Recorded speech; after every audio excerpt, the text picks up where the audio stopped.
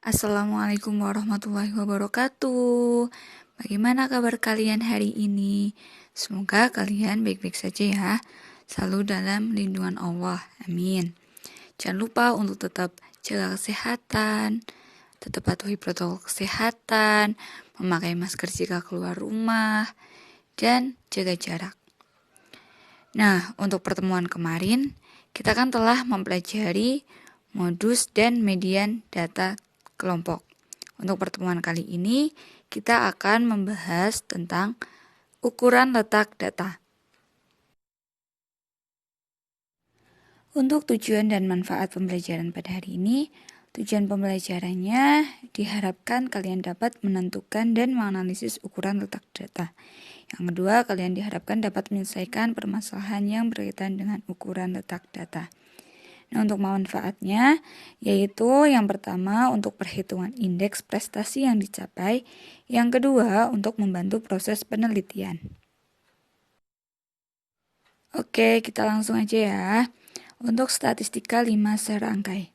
Nah, statistika 5 serangkai itu ada datum terkecil atau statistik minimum, X-min, datum terbesar atau statistik maksimum, X-max, kuartil bawah, Q1, kuartil tengah atau median, Q2, dan kuartil atas, Q3.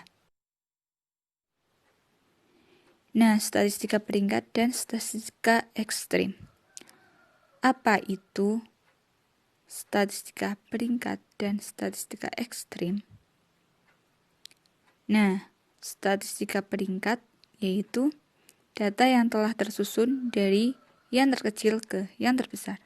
Untuk statistika ekstrim yaitu datum terkecil dan datum terbesar dalam statistik peringkat. Nah, selanjutnya kita akan membahas kuartil. Apa itu kuartil? Nah, kuartil adalah ukuran letak yang membagi data menjadi 4 bagian yang sama, sesuai dengan urutannya. Gampangnya, perhatikan gambar berikut. Gambar tersebut membagi 4 bagian sama besar.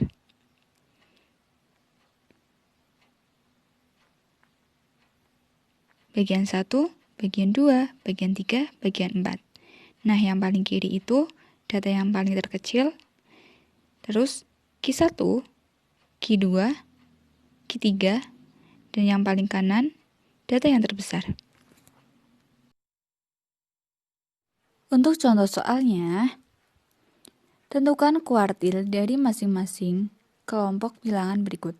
2, 3, 4, 6, 7, 9. Nah, untuk penyelesaiannya atau pembahasannya, itu kita susun 2, 3, 4, 6, 7, 9. Nah, yang pertama kita cari itu adalah Q2. Berarti kita bagi data tersebut menjadi 2 bagian sama besar. Q2 sama dengan 4 ditambah 6 dibagi 2, hasilnya 5. Kemudian untuk Q1 sudah terlihat yaitu sama dengan 3. Untuk Q3-nya sudah terlihat juga yaitu sama dengan 7. Gampang kan? Jadi, untuk kuartil dari masing-masing kelompok bilangan tersebut, Q1 sama dengan 3, Q2 sama dengan 5, dan Q3 sama dengan 7.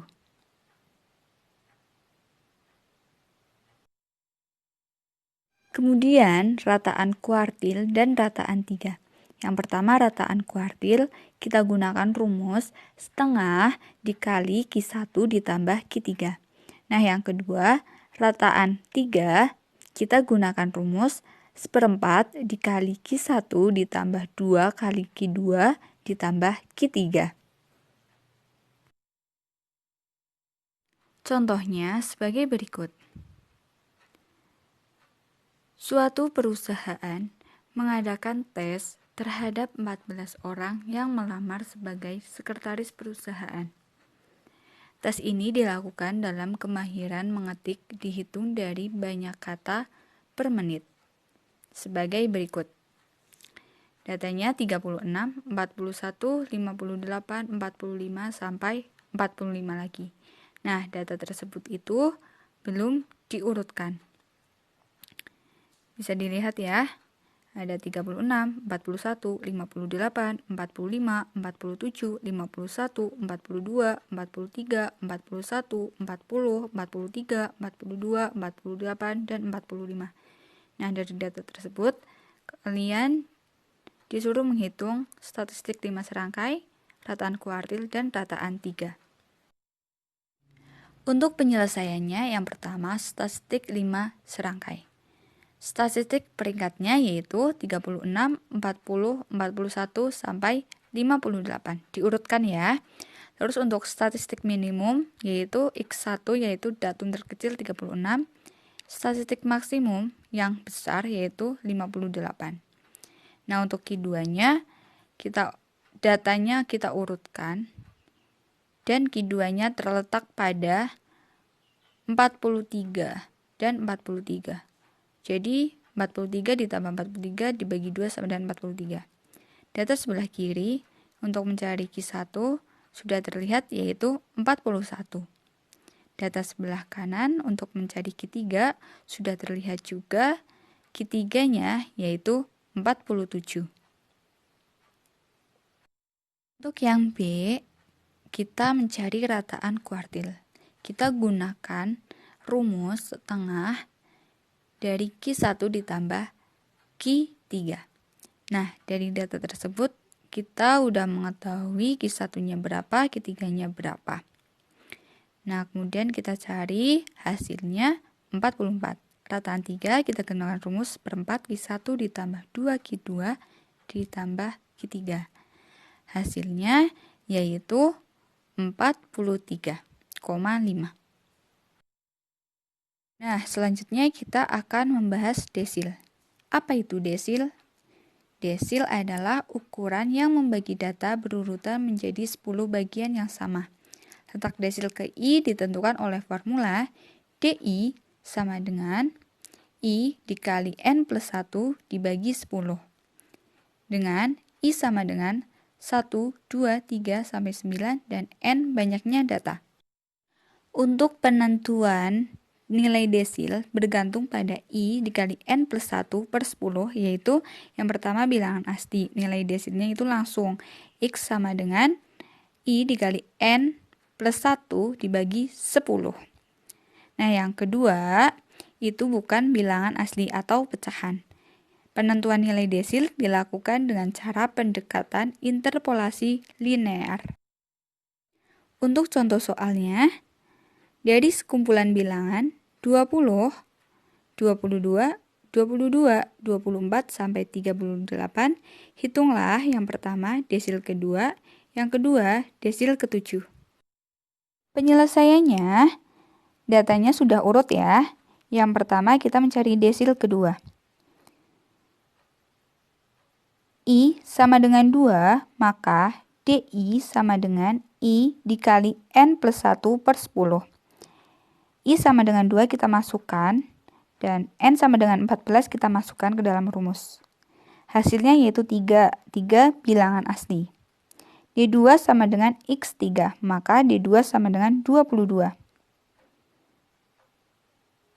Untuk desil ke-7, I sama dengan 7, maka DI I kali N plus 1 per 10. 7 dimasukkan, dan N juga dimasukkan ke dalam rumus. Hasilnya 10,5. Nah, ini pecahan ya. Jadi kita akan menggunakan cara pendekatan interpolasi linear. Caranya kita lihat 10,5 itu terletak di mana? Nah, 10,5 itu terletak di antara X10 dan X11. Di mana X10 itu 32 dan X11-nya 32. Kemudian kita masukkan ke dalam rumus, jadinya 32 ditambah 0,5 dikali 32 dikurangi 32. Kita hitung dan hasilnya 32.